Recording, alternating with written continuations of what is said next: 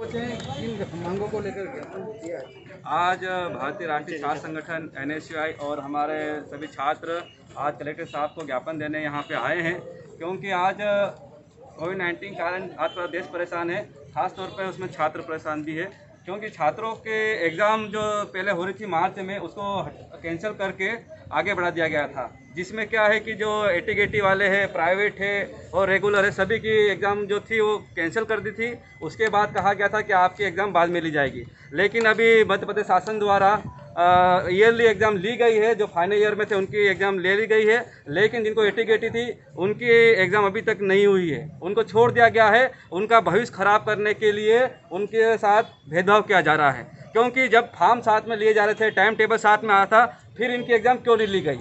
तो इसलिए आज भारतीय राष्ट्रीय छात्र संघ की मांग है कि जिन छात्रों के AT-KT की फॉर्म भर दिए गए हैं उनकी एग्ज़ाम 4-5 दिन के अंदर लिया जाए, और जिनको रिजल्ट अभी तक नहीं आया है उनको भी अगली कक्षा में प्रवेश दिया जाए, जिससे कि उनका साल बर्बाद ना हो।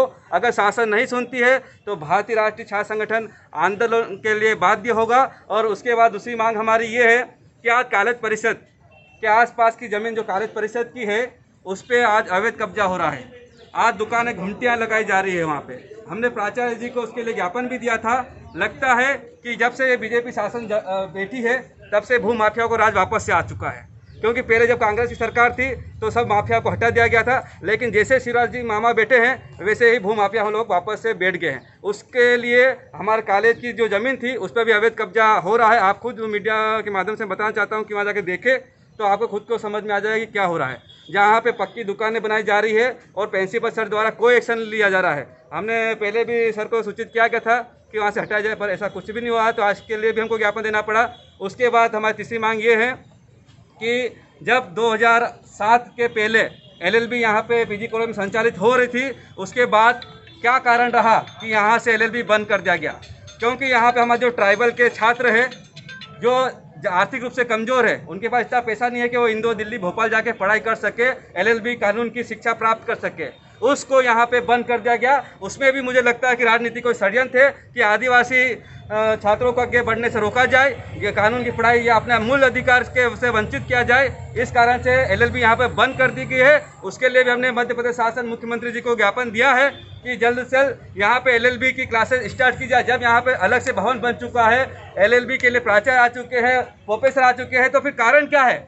जब हम यहाँ पे कांग्रेस सरकार बनी थी मध्य प्रदेश में, तो मुख्यमंत्री से हमने डायरेक्ट दिया था कमलनाथ जी को, उन्होंने कहा आश्वासन दिया कि हमारे इसमें बन जाएगा। उसके बाद प्रभारी मंत्री जी को भी हमने आवेदन दिया था, जीतू पटवारी जो हमारे यहाँ के उस शिक्षा मंत्री थे, उनको भी ज्ञापन दिया। उन्होंने भी कहा बिल्कुल आपके यहाँ पे LLB शुरू हो जाएगी। तो उसके बाद से यहाँ पे सारे काम चालू हो गए थे, लेकिन जैसे BJP सरकार बैठी वैसे काम बंद हो चुके हैं।